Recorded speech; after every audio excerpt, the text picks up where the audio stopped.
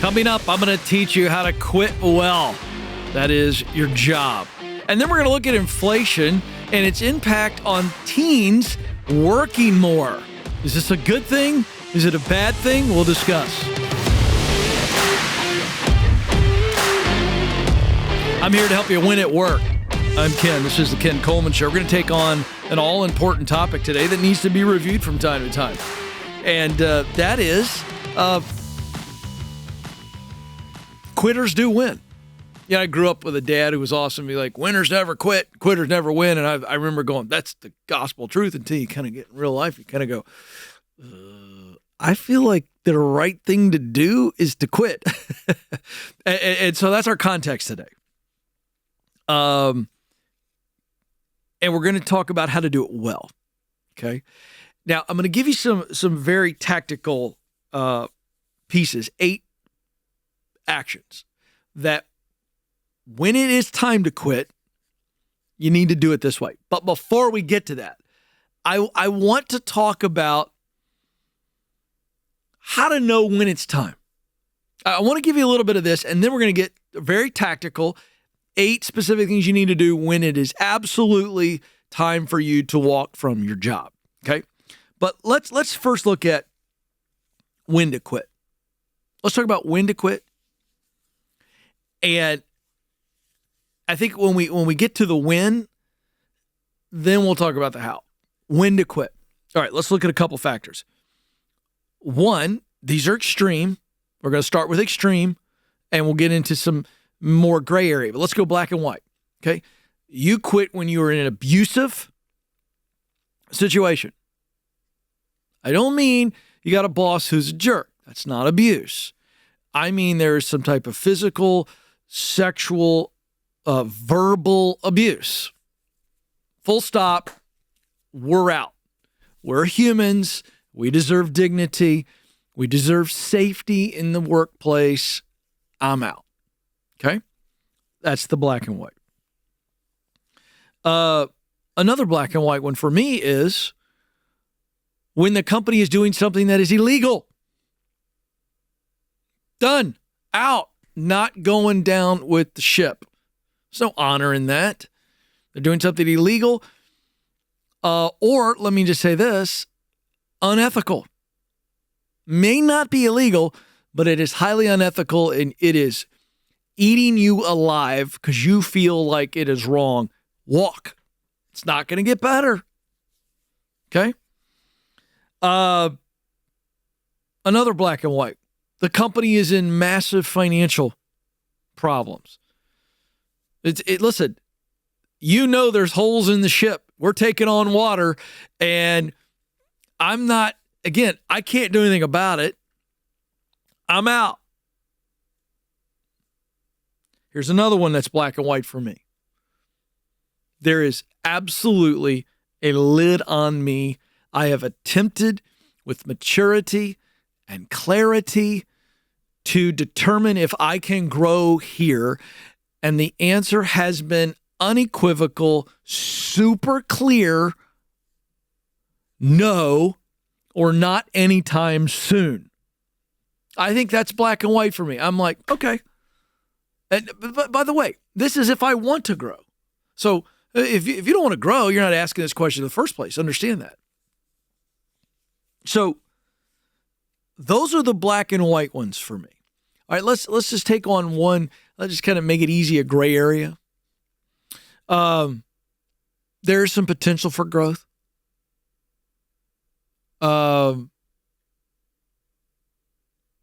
Opportunities that may be there, or an opportunity that is going to be there, but I'm not sure it's where I want to grow. In other words, it would represent growth. It would be a step up the ladder, but is it the ladder you want to climb? And so now where you're kind of being moved into this area and you see a potential growth plan or path that's not where you want to grow, that to me is a gray area, because that can be a little weird. Because listen, if I got debt and I'm trying to make some margin in my life, I'm a guy that I believe in paying dues. And if I got an opportunity for some financial growth, that changes my life, and I can eventually pivot. Excuse me, look at what I just did there. See, I just knocked that mic right out of the way, and I can pivot this way professionally another time. That's a gray area for me, okay? So I just wanted to set that real quick because I think many times people get confused as to when it's an obvious decision. So I gave you some very clear reasons why you would quit, and I gave you one that's a little bit of gray area. Well, let me also highlight real quick some areas that a lot of people quit in, but they shouldn't. Here's one. I got a new boss, and I don't like the way he or she leads compared to the other boss. I wouldn't turn that into a clear, it's time for me to leave. I would say hold, be patient, be mature. Let's see what happens. Here's another one. I got passed up for promotion. Not a guarantee that I should leave. Nope. A mature adult says, what can I find out about why I got passed over? Is this a pattern? Or are the circumstances very clear signs that this might be a pattern? Don't just, first time I got passed over, your feelings are hurt. I get it. My gosh, I understand. It hurts. It's supposed to hurt. You're human. Doesn't mean you should walk. It does not mean you should walk. Okay? Another reason, difficult coworker. Let's not just, wait a second. If I enjoy my job and I've got a difficult coworker, I understand how that can make the job not enjoyable. But there might be some things that you can do, and I'm saying this facetiously, I believe there are things you can do where you can just kind of put some boundaries up and learn how to deal with difficult people and then get the joy back in your job. So those are some examples of a lot of people will go, this happened, this happened, this happened, I'm out. And I would say, whoa. Because you might do better by staying. We saw millions of people, folks, change jobs during the Great Resignation coming out of 2020 and in 2021. And we've now seen the data show millions of those people regretted leaving. They called it the Great Regret. We went from the Great Resignation to the Great Regret. So I want you to just consider what I've said. Now, let's just assume we just talked about the when. I've told you when to quit. Now let's talk about how to quit, okay? Because this is very tactical, practical stuff, so I'm going to roll through it in 2 minutes. You ready? Here we go. 1, make sure you have a place to go. I don't mean home or the bar. I mean another job. Unless we can go without income, don't interrupt income. You're tough enough to handle whatever you're dealing with to get to the next one. So let's land something before we quit. Number 2, tell your leader first. Once you've decided you've got something, don't tell everybody else. Tell the leader. 3, create a transition plan. In other words, think about what they've got to do to replace you. That's leaving it better than you found it. 4, submit your formal resignation letter. 5, ask for references as you begin to move forward. Say, hey, I hope I'm leaving well, and as I move on, I would love to count you as a reference in the future. By the way, in doing this, it almost ensures that you leave well, if you think about this. Number 6, tell your team then. Number 7, meet with HR. Make sure that, again, leave it better than you found it. Let's tie up all the loose ends. And then number 8, if your company does not have a rhythm of an exit interview, ask for an exit interview. I think exit interview, meeting with HR, setting up a transition plan, this is all important to leaving the place better than you found it. And I think it follows you where you go in a good way. And when you're in the exit interview, we're not lobbing grenades and getting all of our regrets handled and all of our slights handled. No. Just be honest, humble, kind, grateful. Do tell the truth to the extent that you believe they will receive it. And if it's helpful. If you don't think it is, don't say it. So there you go. When to quit and how to quit. And I'll remind you, you're going to have to quit at some point if you keep moving up, even if it's within the organization.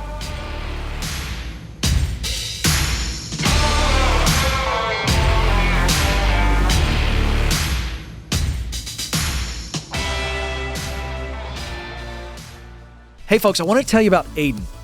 He started at Bethel Tech 2 weeks after graduating high school, and less than a year later, he's 19 and working as a full-stack software developer. He loved the idea of being able to work at his own pace, but what he really thought was cool was Bethel Tech's faith-based learning environment and being with classmates who had a similar worldview. Now, if this is you, or if you have a son or a daughter that's looking for the next step out of high school and they may be tech-minded, at least interested, you need to talk to Bethel Tech. Listen to this. Fortune Magazine named them as a top 10 best UX UI bootcamp for 2024. And right now, they're offering you 10% off because you listen and watch the Ken Coleman Show. They also allow you to pay cash, and I know you'll like that. Go to betheltech.net/Ken Coleman for details. Terms and conditions apply.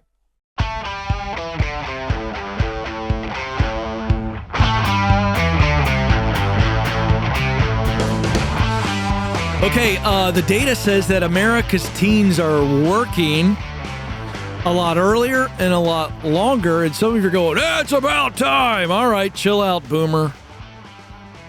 Get off my lawn. We are going to get into some of that, but let's talk about what's going on. And this article here from USA Today, and the data is saying that it's inflation that is pushing teens into the workforce. So let's get right to this. Let's jump around here. I want to pull some things out of this. Let's just talk about where we're at. By the way, I am going to, in a few minutes, I'm going to address the presidential campaign and how it affects your pocketbook. So, Alex, this ties in. This will not be a hard left or right turn. Everybody relax. But I want you to stay with me because I think this is going to encourage you. All right, so let's talk about where we are. By the way, this was not mentioned in the debate. Nobody mentioned this. This is out of USA Today. This is not a conservative rag. You ready? Consumer prices are up more than 20% over the past 3 years. Did you get that? Everybody, you with me? It's real. Inflation is real. Consumer prices up 20%. Seriously, Nathan, how expensive is a box of cereal these days? It's crazy. Don't get me started on the cost of eggs and bacon. Yay. All right, here we go. So that's the backdrop. As a result, more teens are getting jobs to help out parents who are feeling the financial pressure. Alicia Sasser-Modestino, professor of economics and public policy at Northeastern University, says more than half of teens work to contribute to household expenses such as rent, utility, and groceries, and also to cover their own expenses such as cell phone, clothing, and shoes. When America's parents are squeezed, they can't pay for the cell phone, they can't pay for gas, and the kids have got to work to help pay for those things. I know some of you go, they should be anyway. I agree. But I'm just telling you, they haven't. More on that in a minute. About 64% of parents living with children under 18 said they felt financially secure in 2023. Only 64%. Let's flip that. 36% of America's parents do not feel secure in raising their children. I'm talking about financially secure. If you look at rents, price of groceries, we're talking about real stuff here. Real costs. Now, am I happy that consumer prices are up more than 20% over the past 3 years? No, I'm not personally, and I'm not happy for you. But let me also say this. Credit card debt is at an all-time high. Some of you say, well, Ken, that's cause and effect. Consumer prices are up. People don't have enough check left over at the end of the month, and so they have to supplement with credit cards. No, that's victim thinking. People who live below their means can survive high inflation. Okay? And listen, to the extent that you can't get work that pays you enough, You have to work a second job. Do I like that for you? No. Am I blaming that on you? No. But I'm saying hard times require harder work. Just as we got to adapt. Now, is this a silver lining is the question I have today. I'm not happy that the middle class and the lower class's expenses have gone up and that it's tougher to make ends meet. I'm not happy about that. But is a silver lining out of this scenario that more and more American teens are required to go work themselves to help contribute to the family? I say this is a silver lining. After all, if we were to go back into colonial society as this nation was founded, and we move into the 1800s and we move into the early 1900s, it was not abnormal for young people to work, to contribute to the family business. They weren't even paid by their father or their mother or whatever, what have you. They worked. Why? Because they were part of the family and they were contributing in their unique way. This is a good thing. I think we need more teenagers working and less teenagers playing and Snapchatting and TikToking and Instagramming and all the things. I do. So the silver lining is that more American teens are having to work to help pay the family bills. I think it's actually a way of unifying the family. It's a way for these teenagers, and by the way, it's not this current batch of teenagers, it's every teenager. I was a teenager. You know what we teenagers are great at? Entitlement.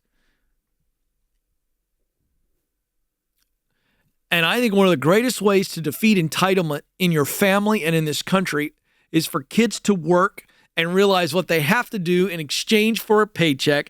And then my favorite, Alex, is when Chase brought his paycheck home this summer after working several hours at Buffalo Wild Wings. And he saw the withholding. Oh, man. I don't care what party you vote for. I really don't. In fact, the real me, pure me, is you vote for whoever you stinking want to. That is what makes America great. You got options. Vote. I don't care if I agree with you either. You vote for somebody that I think is absolutely lunatic. I'm for your right to vote. I want you to vote. But can I also say, I want everybody to be able to get a paycheck. Not just for their own provision, because I want them to see their taxes. 50% of Americans don't even pay taxes. I think it's good when we pay taxes. I hate taxes. I still think it's good when we pay them. Number one, we have to on some level. Number two, you begin to appreciate your contribution to the greater whole. You see what it does?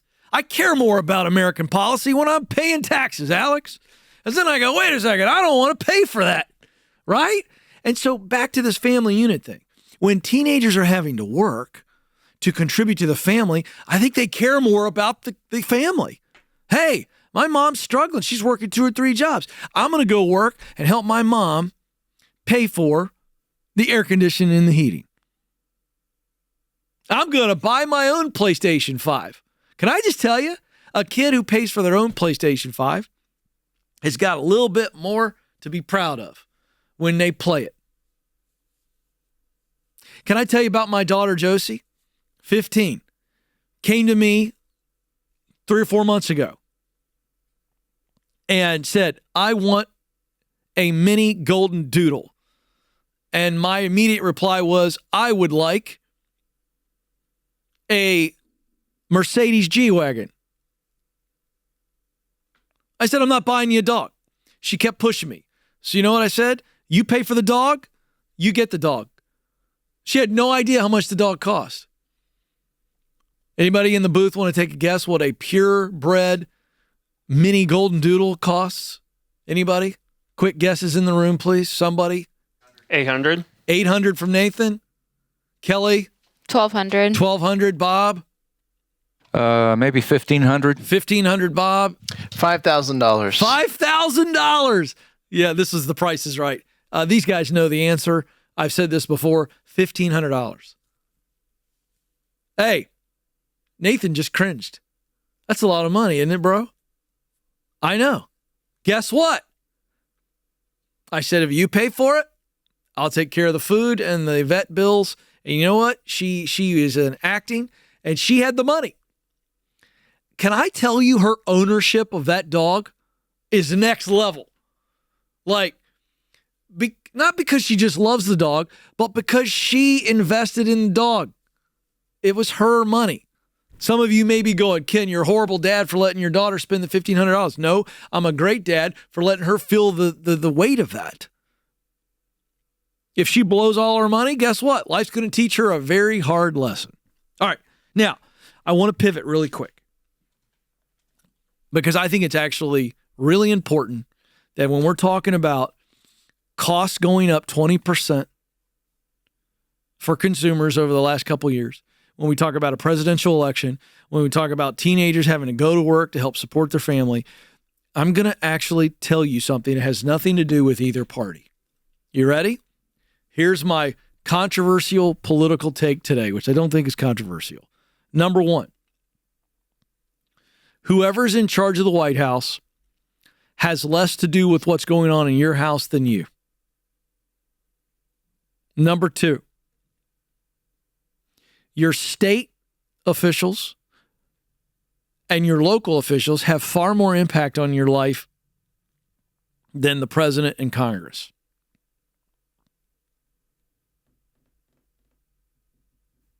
You should be paying attention to your county commissioners, your mayors, your state house representatives, your state senates, and your governor far more than you need to be wringing your hands about whoever wins this next election. I know some of you are going to absolutely lose your mind and you think the world is coming to an end based on which person makes it or doesn't make it. And I'm here to tell you, not true. Not true. Your prosperity has more to do with what you do than what whoever is in the White House does. Do I think it matters in voting? Yes, you should vote. Do I think that there are policies that are better for us than other policies? Yes. Do I think there are clear choices on those policies this time around? Sure, absolutely. There always are. As long as we have a two-party system, there's very clear choices. They're very, very different parties, very, very different policies. Here's my point. Let me tell you what's not going to happen for me the day after Election Day. No matter who wins, guys, I'm not going to be like, or woohoo. No, I'm telling you, it's not going to happen. You know why? Because my path to prosperity and the decisions that I make and the decisions that are made even on the local level have far greater impact on me than who wins the White House. So maybe we should take some of this fury and this concern, and maybe we should focus it on what are we doing to create our path to prosperity and freedom. I think we'd all be better off if we took more individual responsibility and paid attention to the things that really, really matter.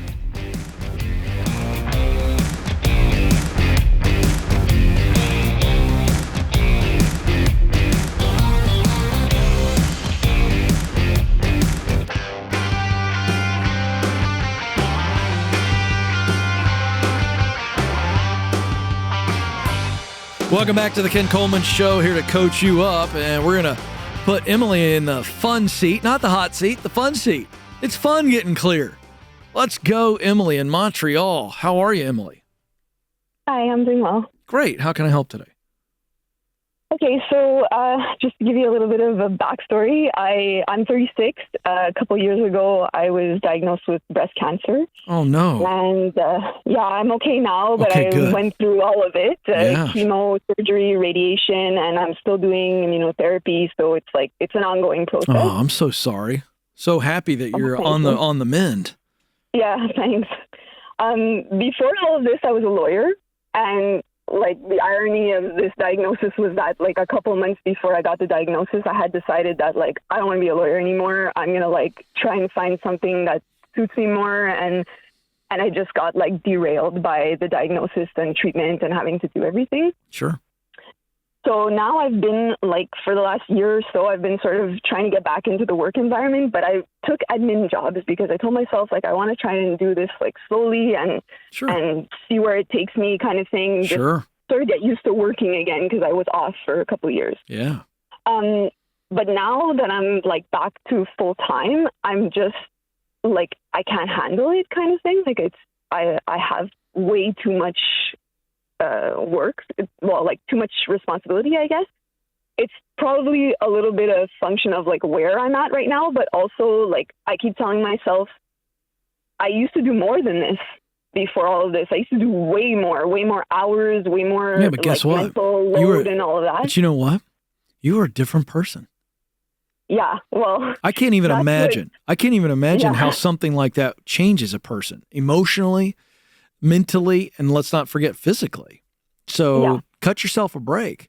And let's also acknowledge, I think, that there's not a lot of joy in this current work either. It's not work that you're really enjoying. You're probably good at it, but you don't enjoy it. Is that fair? Yes. Yeah. All right, what is your role? Administrative assistant? Yeah. I'm basically like right now. I help someone who's doing payroll. So I Yeah, but I what kind of aid in lawyer? payroll and I do like, Right. Yeah. So it's just numbers all day long and organization and checking the box. Mhm. My guess is when you were a lawyer, you had an assistant. Is that true? Yeah, I did. Yeah. Oh my gosh.